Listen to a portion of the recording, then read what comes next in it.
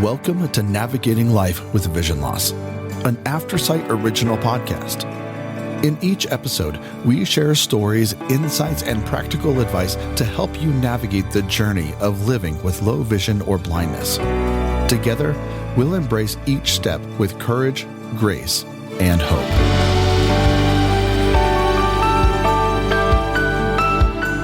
Hello, this is Kim Wardlow. I'm your host for NOVO.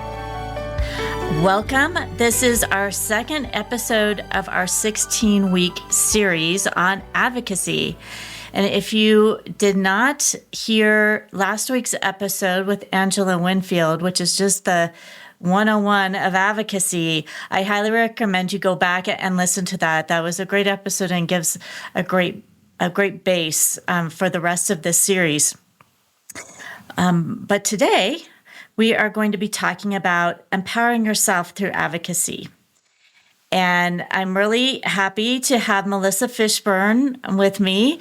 I've known Melissa for, I don't know how long, quite a few years. And she's actually one of our board members, I guess full disclosure, one of our board members here at Aftersight.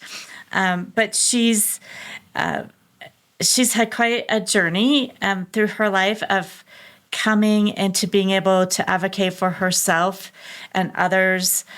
She's been a business owner and worked in different areas. So welcome, Melissa. Hi. Well, thank you for having me. Well, Melissa, I think of you as a very confident woman who can very clearly articulate your opinions and very professional. But I know not that you haven't always been professional, but I know you haven't always been as confident as you are now. And as many of our listeners have experienced or maybe experiencing now for quite a while, you were actually trying to just hide the fact that you couldn't see well, as opposed to, seeking resources and embracing that and being able to, fully live your life as a person with vision loss. Could you just tell our listeners a little bit about that and your journey? Because I think it's not uncommon. And some people really seem to have that natural personality of just coming in with confidence. But I think there's so many of us that's not the case. And I know folks with vision loss, whether as children or losing vision later in life, struggle with that and kind of accepting that part of themselves. Yeah. Well, I was born visually impaired. I've never known, what it's like to live a life as fully sighted. I just through school, I thought it was just a bad thing because I was bullied a lot because of my sight. So I worked more on trying to hide it than flourish and show that I could still be valuable even with vision loss and a disability. So I would never say that I needed large print in school. I didn't admit that I needed to get closer to the board because I was more concerned about getting made fun of or teachers not understanding. I didn't have the resources back then. It's, a lot's been done to create programs in schools like IEPs, I believe they call them, and different things for students now to have more confidence, if they're quote unquote different. But I'm just so happy now. I've learned to embrace that I am a woman with a visual impairment, with a disability. And now I'm just so proud of it. I was the only one visually impaired in my family, so my family didn't know resources. It was just something that had never been introduced to my family. And resources aren't widely known about. I just happened to stumble on resources, which we can get on to later. Mm-hmm. And That's part of my advocacy that we can touch on more today as well, is making sure that resources for people with disabilities, not just blindness, are not hidden and they're widely available in the mainstream community. Was there a moment or a time when you realized that you could connect with the larger community? I know you've talked about just feeling very isolated, like you were the only one that had issues with not having 20/20 vision or correctable vision. Was there a specific time that you remember when you thought, "Wow, I'm not alone in this," and you were able to kind of connect with resources and kind of start that journey to being able to advocate more fully for yourself? Well, it was around 2012, I would say, when I would have been 36 years old.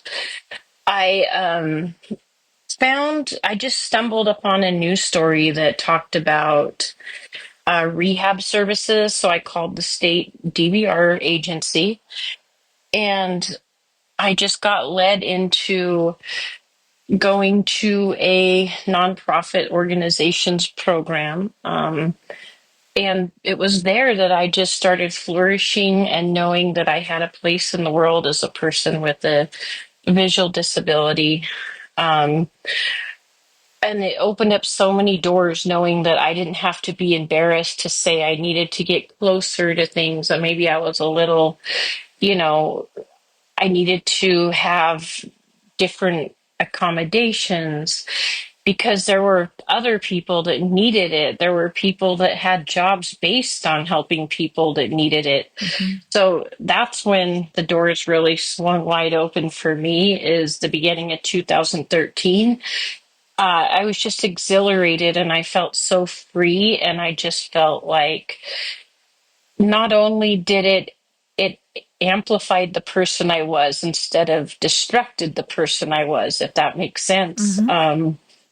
And I've, for those that are into astrology, I'm a Leo, so I've always had that in me where I wanted to be the center of attention, but being embarrassed about my vision kept me from fully expressing that. And ever since 2013, sure, there's still been bumps in the road, but I've just been hitting the ground running and not looking back.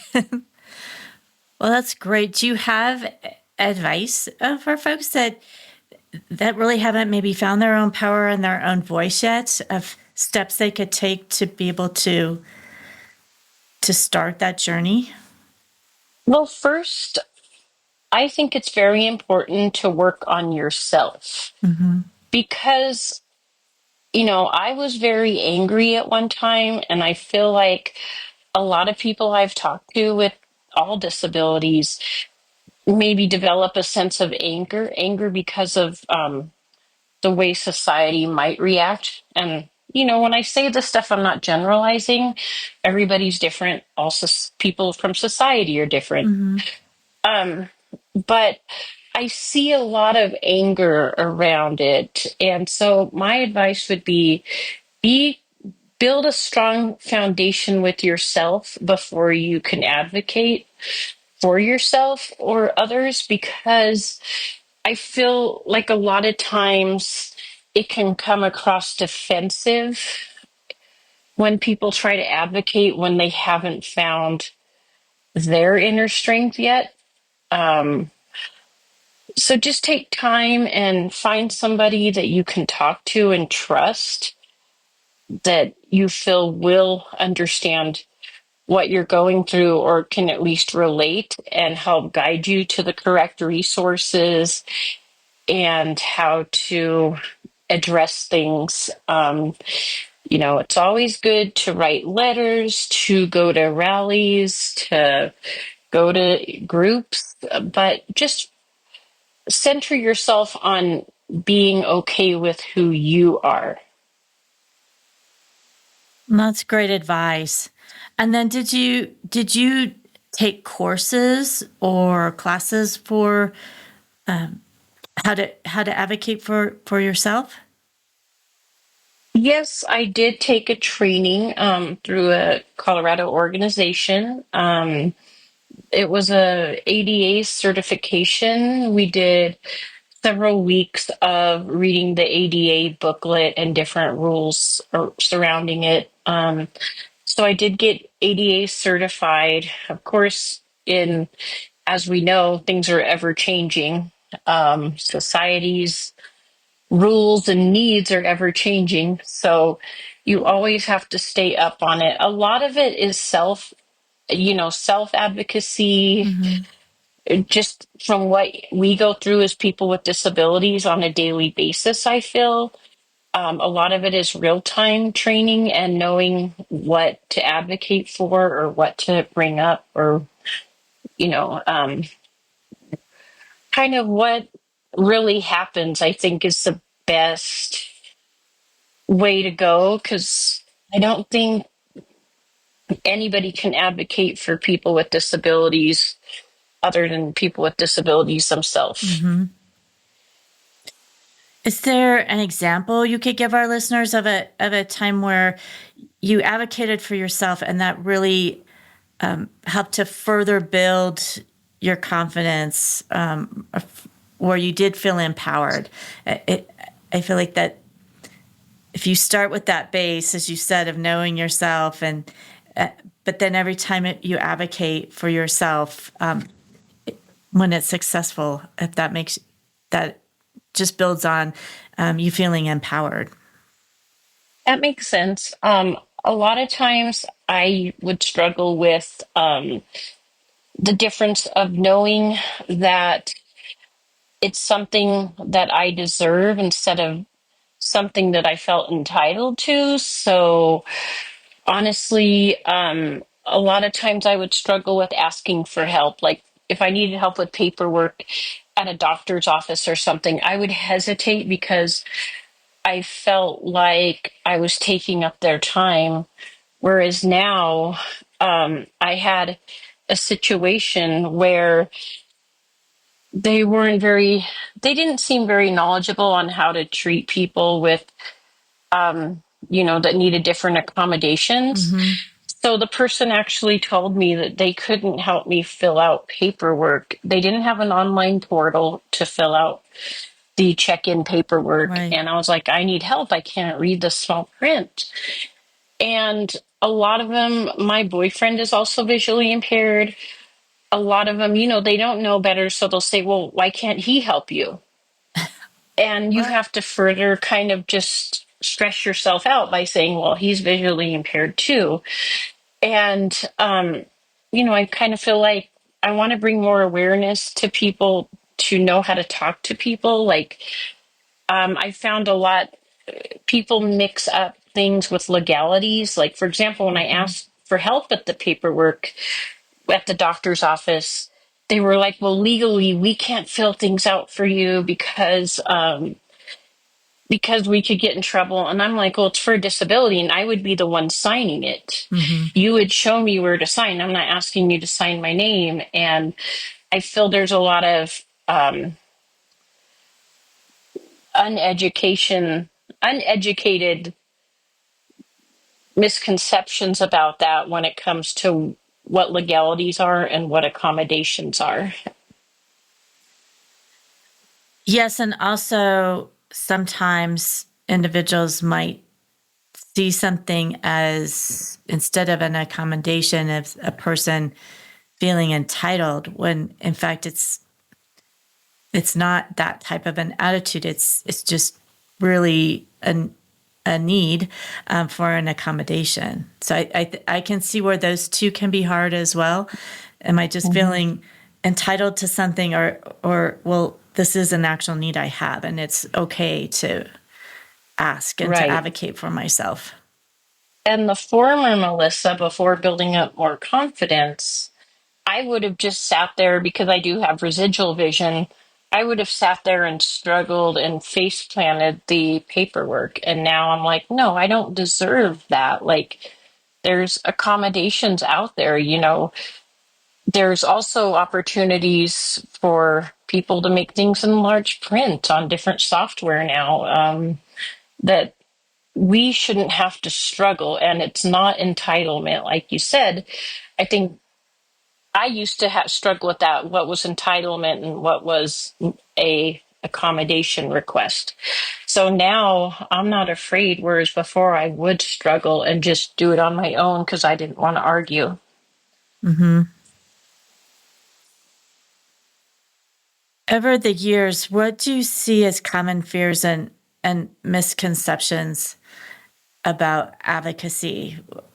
So we encourage people to advocate for themselves, but they may face fears and misconceptions from the folks they're interacting with. Like, yeah, some people might look at it like they might come across like they're being bossy. And that's kind of where I go back to building your confidence first and making sure you're bringing up the right questions, the right comments, because I think sometimes it can come across as defensiveness, Mm-hmm. or, like we said, entitlement. And I think if people really see that there's a need and it's addressed properly, then people want to learn. I believe that most people want to be stronger and be able to work better with the community. Um, I think delivery is everything, like within any, public speaking or communication. Right. So I just think the lines get blurred when it can come to being overpowering. And I look at it like I wish there wasn't advocacy needing to be done. I wish we were just thought of, it. It's kind of like if there was a website with no print on the screen, that wouldn't be helpful to somebody that was fully sighted. So why would they put out a website that doesn't respond to screen readers? I Mm-hmm. look at it like that now. I have just as much right to have something work fully to my needs as any other person does. Mm-hmm. There's a lot of educating, in what you're saying, educating others, which I would imagine could become frustrating or exhausting at times. I mean, if I may, it's exhausting when you feel pushback. Mm-hmm. But like I said, I believe most people want to be educated. I've had I've been lucky. Most my experiences have been positive, and people are like, oh, I didn't know that. Or they'll say, hey, well, you're here. Can I ask you this? I've had Uber drivers do that. I've had people at offices do that. I've had people in my workplaces do that, be like, oh, well, is it okay to say this? Or is it okay to do that? Mm-hmm. So I've run into a lot of positive people. Also, I've found that people sometimes don't want to ask because they've been turned away before when they've offered help. And so they don't know how to approach it. So I feel like there's a misconception with people in society maybe that don't offer to help. It can come across like they don't care, but maybe they've been turned away by somebody who wasn't ready to accept their help. Mm-hmm. So it's all about educating one another and just being part of community. That goes back to why I want to advocate and keep advocating for more community resources to be widely available, because then maybe we would get the general population to come in and learn, what disabilities are all about. Definitely. And do you have any advice for folks if they do come across some pushback, maybe, a little stronger pushback than like the person really just doesn't want to provide the accommodation, or is just not really listening to what they're saying, to be able to still speak for yourself and and push back to them to try to get what you need in terms of an accommodation. So I would say don't give up.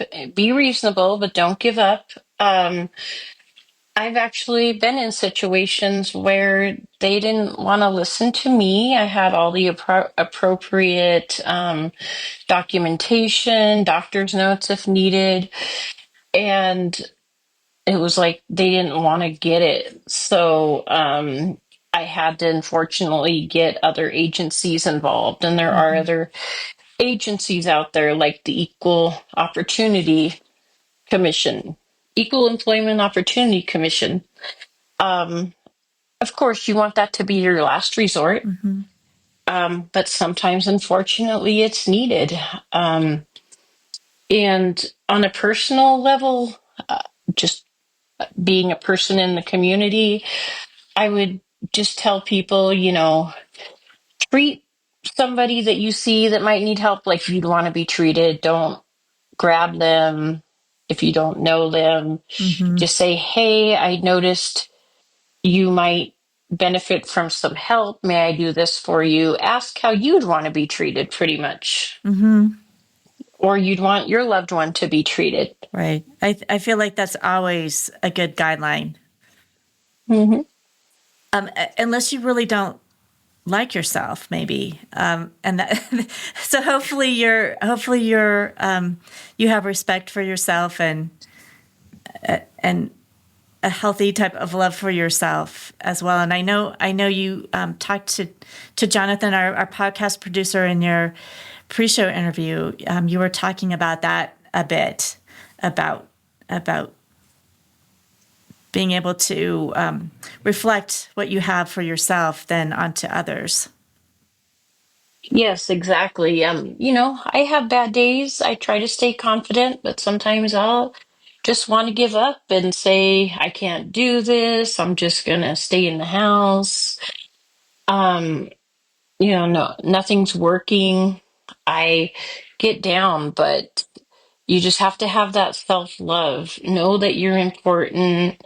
Know that you're worth being a part of society. You have a lot to contribute, and make the resources in society work for you. Don't work hard to hide your disability like I did. Um, that's where I made the biggest mistake, and where my confidence really got torn down, is trying to hide part of who I was, because I wasn't a whole person and I couldn't self love myself with leaving part of myself out. So that's just very important to have that strong foundation, both for yourself mentally and to be a strong member of the disability community. If you want to advocate, if you want to be a leader in any capacity, that just has to be number one, to love yourself. And that looks, I don't know, that looks like different things for different people. Me, I can have a day at the spa. I can, go talk to my counselor. I can talk to friends and family that I trust. It depends on what it looks like for you, but make that a priority every day. Yeah, it's important. I think again you said something along the lines of that a person needs to remember they're just as important as anyone else. Right. Certainly we think of others' needs and things as well, but not to the detriment of ourselves or putting ourselves down. And if I may, I want to add, if you ever find yourself in a situation where you feel like you're being treated like you're not as important, then have that be a sign that's not a healthy environment for you. Mm-hmm. People that really embrace you and mean what they say, when we're looking at especially resources in the disability community, we should all blend together and not work against each other. There shouldn't be any elite status, because we're all struggling with disabilities.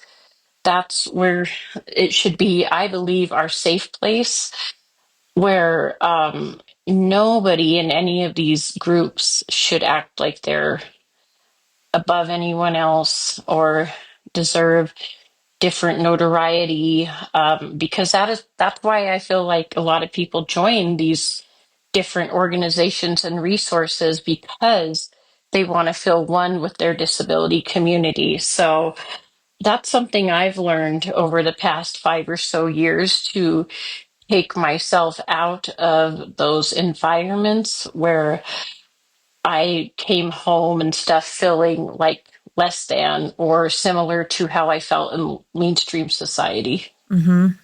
Well, Melissa, as I just said, on our website, in addition to advocacy resources, we have resources in many other areas. Apart from the advocacy specific resources, are there any other resources that you would like to mention to our listeners? Yes, I've really taken a liking to the Foundation Fighting Blindness. I see that they're very proactive in their mission. Um, I think there's a misconception around that they're trying to say it's bad to be blind and they're trying to get people not to have vision loss. I don't think that's the case. I think they're very into medical technology, and I see them put their money where their mouth is as far as using their fundraising funds to pay for uh, gene therapy testing, I believe it's called. I actually had it done about 5 years ago. There's some campuses here where the eye doctors are very familiar with the key players in the foundation, and everything they do helps the community, whether you're a member or not. So I would really like to give my appreciation to the Foundation Fighting Blindness for really helping the community excel and keep up with medical advances. Well, thank you, Melissa, and we're very fortunate to have you on our board as well. We do Thank you. we do have resources, advocacy resources, on our website, which is just aftersight.org, and you can go there if you click on the three dots under more. It will list resources, and you can choose advocacy resources there. So we do try to list a variety and a whole variety of resources that are available to folks. Do you have tips for empowerment specifically in the workplace? I know you've had different experiences with different companies, and even having your own business prior to the pandemic. But tips for being empowered when you're in a work environment. I would say know your rights, know your resources. Like I mentioned before, the Equal Employment Opportunity Commission, EEOC. Know that, familiarize yourself with your resources in your specific state. They might be under different names. And educate. Most people, like I say, want to be educated. And if they don't, then that's when you have to take further steps. Because value, I guess the key thing here is value yourself. Know what to look for, and don't get drug into, if, say, an employer starts telling you you're not doing a good job. Yes, you want to look at yourself, but also you want to be realistic and know when, hey, this might be a problem, this might be discrimination, or this might be because they don't want to give proper accommodations. So just educate yourself, and be aware. That's some of the best tips I can give. And people in the community, especially customer service jobs, they want to learn. about you and what you have to offer. Have you had any time where you were advocating for yourself that's maybe less traditional or creative, that was just a unique situation? Well, I can't really think of a specific time. I really think they're all unique situations because it's not a one size fits all for advocacy. We all need different things. We all have different feelings and interests. So I would say as a whole, it's unique. You can't do it from a textbook. Yes, it's great to have the ADA guidelines, but you have to know how to incorporate those into each real time situation. And also consider your own strengths and weaknesses, or your own personality too, I think. Right. Right. And there are people out there that want to help you. It's hard. And I will admit, I've been through some stuff where I couldn't find a lot of resources that were able to help me. So that's where I had to really get strong and develop my own plan of advocacy. Like I said, it can get confused a lot of times with other details. Without getting too deep into the weeds, I just want to say find your resources of people that want to be, that you see are strictly there to advocate. They're not there to appease a certain group of people or not rock the boat with others. So true advocates are ones that are really willing to dig in and get an answer, get solutions for everybody. That's really good advice. Well, Melissa, I just appreciate so much your taking time to talk with us and share your experiences with our listeners. I'm sure that they've found the information to be helpful. Is there anything in closing that you'd like to leave our listeners with? I want to say thank you, and thank you for making the Aftersight podcast so popular. I was seeing some information that they're really high up there on the podcast listening reviews and how many times they're listened to. So that's great. Just surround yourself in a positive community.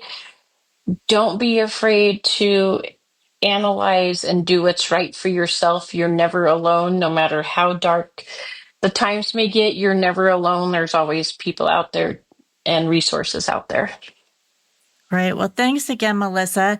And for our listeners, as Melissa alluded to, so thank you for mentioning it. We do have two of our podcasts that are ranked very high in the top 10% worldwide, The Blind Chick and Blind Level Tech. So if you have not listened to those, you might want to check those out. We also have a mental health podcast called Blind Sight, if that would be of help to you as well. If you have any stories to share with us or any questions for us, thinking about ways that you're advocating for yourself or areas you think that would be helpful, please feel free to share with us. You can reach us at contact@aftersight.org. You can call us at 303-786-7777, or certainly reach out to us on social media. We're always happy to hear from you and get feedback from you. Or if you're interested in something like our programming advisory committee, you can also let us know that, and we can tell you the process for joining. So hopefully you'll be reaching out to us, and you'll tune in for next week's episode, which is going to be talking about advocating for yourself in an education setting, like for students or parents of students, and advocating there. So be sure to check out next week's episode as well. And we hope that all of this information has helped you navigate your life with vision loss.